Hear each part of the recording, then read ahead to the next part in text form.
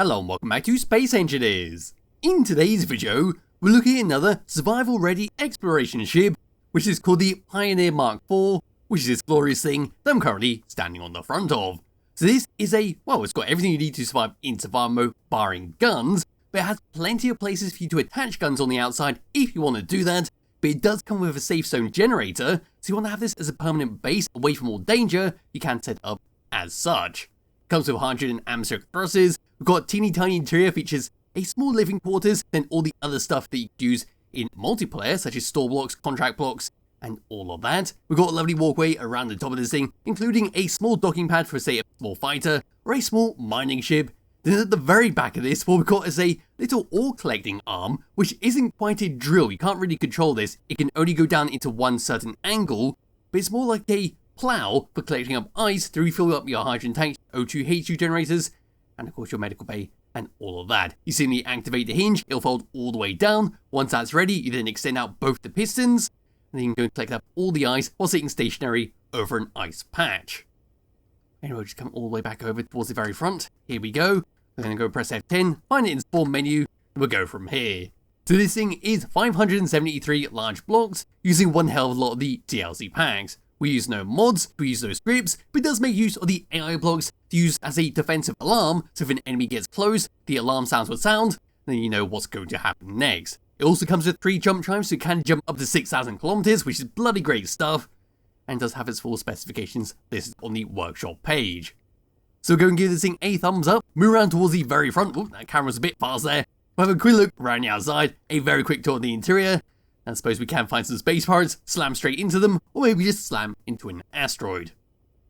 So, at the very front here, where I'm standing, is our doorway to get in and out of the interior, and that's the only doorway to get in and out of the section. On the left hand side, we've got a spotlight to light up the darkness, then just above where I'm standing, a ladder for you to jump up, grab, and be able to get up to that docking pad. Right down here, between our atmospheric thrusters and our large hydrogen thrusters, we've got 2 connectors to help dock this thing up, as well as a camera to help see what's going on ahead of you, and to make sure there's no danger on this station that you're approaching. If we were to move around onto the side, we see the bottoms of some large atmospheric thrusters, right behind those fan atmospheric thrusters, and over there's a sound block, which is connected up to our AI defensive system, which is what I talked about earlier. We continue around on the side and look at it like so. We've got some warning signs at the front, right below our docking pad, and then got some lovely yellow railings where we can walk around, do maintenance work, and of course, peer off into the distance as we're travelling to our location. Some fantastic use of our letter blocks spelling out the Pioneer 1. And of course, down here, some more fan atmospheric thrusters, some more of our standard atmospheric thrusters, and another hydrogen thruster for your left and right. Moving around towards the very back of this thing and putting on my light, here's our drilling arm that I talked about at the very start of the video, as was a way to get up and inside the ship, but not to the interior. This goes around your engineering section, features your jump drives, assemblers, refineries, and all of that. Yes, you push this thing around, we've got 2 large fan atmospheric thrusters and 1 large hydrogen thruster, which you will need to be very careful of, because due to the way the arm falls down, that arm's going to be sitting very close to that hydrogen thruster, so you want to make sure that you are stationary before you deploy that, and we'll start drilling stuff up. Anyway, moving all the way down underneath this thing, turning off my light once again, in fact turning it back on because it is very dark down here. But there's our hydrogen thrusters, there's our atmospheric thrusters, there's our fan atmospheric thrusters, and then we've got some hydrogen thrusters that are currently turned off. These are your launch assist thrusters for when you're on a planet, when you're on a high gravity moon, and you need to get up and into space. You activate them, they go at full power all the time, and then there's a associated event controller block that'll then key them at a single rate of speed, I believe it is 97 meters per second, where you can just keep going at a constant rate until you leave the atmosphere, get into space, they can switch it all off, come to a stop, and fly around normally. Just a novel way of getting out of a planet's atmosphere. Anyway, towards the front there's our connector, and there's our secondary connector sitting on top of an oxygen tank, which is where I'm standing on those catwalks. And of course, rounding up to here we go, there is our camera to view what's going on. If we move all the way up and look down, so there is our little docking pad for our small fighter, small mining ship. We've got a connector to dock it up, a bunch of warning signs telling you what's going on, and a battery right in the middle. Turning off my light, moving all the way back down. In fact, we'll have to bring the sunlight back around, so it's getting very dark in this location. There we are, that'll do quite nicely. And we come all the way down to here. Here is your safe zone generator. So like I said earlier, you can just plop this down, have it as a static base, activate that, and you're all good from any kind of enemy pirates. Anyway, moving all the way back up, moving on to the middle, there is your decoy and welder setup. Then along towards the back there's 2 large hydrogen tanks, there's your antenna, then we've got 2 ladder accesses that go all the way down to our engineering section, which is what we saw at the very back of this thing. Then of course, there's our drilling head and how it sits when it's not in use. And there we go, that's a brief look around the outside of the Pioneer Mk4.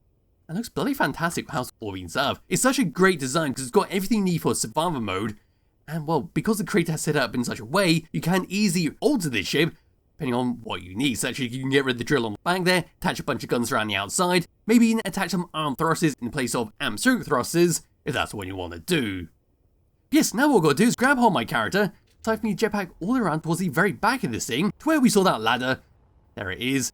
Now we're going all the way up to here, and land myself down. So what we can instantly see is a bunch of jump drives, the bottom of our hydrogen tanks, a load of batteries, and over to here a button panel, which is an alternative way to control our drill, which we can also control from the cockpit at the very front. So we come over here and press this, it's going to reverse the hinge all the way down, so looking at it like so, hiding the HUD once again. That's how we can fold all the way down, and it will sit right in front of that hydrogen thruster. That's what we talked about earlier about wanting this to be stationary while you use this, or you could always just turn that off manually if you wanted to. Yes, if you're just using the default controls, you want to make sure that's not boosting, otherwise you will damage that piston. Anyway, back over to here and pressing number 2, that's going to extend out our pistons to go all the way down and gather up all the precious resources that we're after. It's just 2 pistons stacked on top of each other. Just come around, press number 3, which is going to be 2 retractor all the way back up. There we go. And then finally we can press number 1, fold it all the way back round. The final button, number 4, is going to be to turn on and off the drills. It's simply a toggle on, toggle off, but I don't need to showcase that. Anyway, for the rest of this area, what we're going to do is walk past this. We see our thrusters, our atmospheric thrusters. Here's all of our jump drives. There's our refineries. And looking up to there, we can see a large reactor. And over to this section, the back of our small interior where our medical bay is sitting. If we turn around and come to the opposite side, it's going to be largely the same as what we just saw. But instead of being able to see inside our interior, what we're going to see is a ladder that takes us all the way up to our docking pad. And of course, there's some time blocks for you to use. So jetpacking all the way up, here we are as our docking pad. Comparing the size of the docking pad to the character, just zooming away there, it's a very, very small docking pad, so it has to be a very compact ship to make sure it can land down here safely. Anyway, there's our safe zone, so we can activate if we want to. And of course, we can walk all the way around to here. We've got a lovely warning sign that says 0G zone, because our gravity generator does not reach this section. So we can walk past here, there's our large reactor, OHU generator, there's back of the safe zone, and then up to there it's going to go up to our welder, which is where our decoy is sitting. Anyway, walking past this section, some more walkways, there's our hydrogen tanks, there's our antenna, and there is our drilling arm. We can just about get all the way around it, and we'll repair it up if it took damage. But now what we've got to do is come around towards the very front of this thing, here we go, and well, all the way down. I almost completely missed the ship, because I forgot to have my dampers turned on. But now we can open this up, and we only have a singular door, so there's no airlock inside here, but we do have a functionality on the button panel up these steps, to be able to, well, decompress the area, then recompress the area, depending on what we need. Anyway, down the floor, there's our O2HU generator, there's a cryopod, there's your gravity generator. Around here, it's a very strange button panel, which is going to be to turn on and off our medical bay. We've got a button to turn it off instantly, and a button below it that'll then turn it on after about 2 minutes. I'm not too sure why this has been set up. Yes, that is there, if you want to use it. Anyway, there's an entertainment center that's currently playing Space Funk. Goes around there's your medical bay. Onto here's your ATM. There's a little shower. There's your cooking block. And coming up and around, here's your contract and store. Here's your vending machine. And over to here is access to a large container, which currently has a few bits and pieces already inside. So you got one hell of a lot of uranium, some elite tools, some kobolds, a little bit of ammunition for some guns if you want to attach it onto the outside. And of course, the button panel in front of it. So we've got a decompression on and off. We then got a gravity generator on and off. Then a lights on and off if you want to use it. We walk around into this section, there's a planter, and a lovely view all the way around this thing. And we do have a sneaky hidey hole past this chair into here, right next to a timer block, which is hide here and cower from any enemies and shoot them as they come around the corner. Standing up once again, coming around into this section, here is our helm to control this thing. By getting into here, tab number 1, these are the controls we get. First of all, looking around, that's all we can see. So pressing number 2, that's going to be your camera right below your large hydrogen thruster, and right above that connector at the bottom of the ship. We can get a good view of what's going on, and see if there's any danger approaching. Coming out of that third person view, pressing number 3 is for your hydrogen thrusters all around the ship to turn them on and off. Number 4 is for your magnetic plates below the ship to lock and unlock them. Number 5, number 6 for your connectors at the front, so there's the top one and the bottom one. We've got number 7 for your atmospheric thrusters. They only affect the ones at the front of the ship, put you into a cruise or on a planet. Number 8 for your antenna on and off. Then number 9 for your AI defensive system, which is what I talked about at the very start of the video, which just sounds some alarms when the enemies get close. Over to tab number 2, then got jump drives. We've got 3 of them on here, where, like I said, you jump 6,000 kilometers, which is bloody good stuff for an exploration ship. Number 4 is then for your spotlights on and off. Number 5, number 6, and number 7 is for your drilling arm at the back there. We can once again fold it all the way down, extend it out, turn it on and off. We'll now put it all the way back and retract it with number 9. Over to tab number 2, we then got very weird launch system, where we're going to start with number 4, which is going to be for your door to open and close at the front, just a manual toggle to open and close it depending on what you need. And then number 1, number 2, number 3 is, like I said, a very odd launch sequence. We're going to press number 1, that's going to activate it. And now, as you can see, our thrusters have turned on. We're going to lift up and up and up. But now, we're going to be sticking around at about 97 meters per second until we get to space, turn it off, and of course, turn off number 3. Now we'll come to a stop. And of course, because I'm using a special skybox, I've gone above the speed limit, so it'll take a little bit longer to slow down. But yes, you just go to a planet. Once you're ready to take off, you activate that. You just take your hands off the keyboard, walk around, do some refining, do some repair work, do some building up, maybe some maintenance work on the ship that's currently docked up. And we'll eventually get to space, and you can turn it off. There we go, with all the controls. So as for flying this thing around, we're now going to move forwards. Here we go, and that's what we get. We're not the fastest thing in the world, but we do only have one large hydrogen thruster to boost this thing around. And we'll do very well in survival mode. Because this isn't a small fighter, because it's not a very zippy transport ship.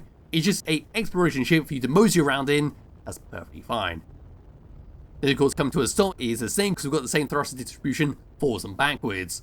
Moving left, and moving right. Again, that should be the same as forwards and backwards. Moving down, and of course moving up again. Same distribution, so same speed. So what we'll do now is come down to a planet and try that one more time.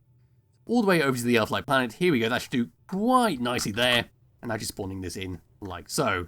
So moving forwards once again, assisted by the atmospheric process, we've now got a nice lot of speed, which well should be expected. Coming to the top and left, right, up and down should all be the same, but I suppose now that I'm on the planet, I can now activate number 1, and we will hopefully boost into space. Here we go, all the way up. Then of course once we leave the atmosphere, we go and turn them off, and that'll be that. But as for that, that's pretty much it for the Pioneer Mk4. It's a lovely exploration ship to use in survival mode. You want to use it in survival mode, and this thing is perfectly set up. But like I said, there's no guns on here, so you may want to shove a few interior turrets here and there, or maybe a full-on Gatling gun, depending on what you're going to do with this ship.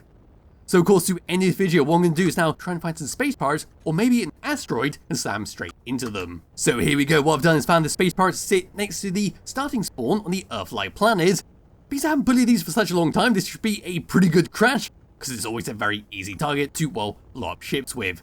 So here we go, any second now, straight into the main body, and there we go, that is a lovely crash. I've now invaded to the middle of the ship, and well, there's quite a lot of destruction, should be able to salvage something from the space pirates, so that was a fantastic crash. And well, there's not too much else to talk about with the ship, because it is very self-explanatory. So yes, it's a fantastic ship to use in your world, like I said. There'll be a link to it in the description below if you wish to download and prime it yourself. I'll be back with another video some point soon. Bye bye.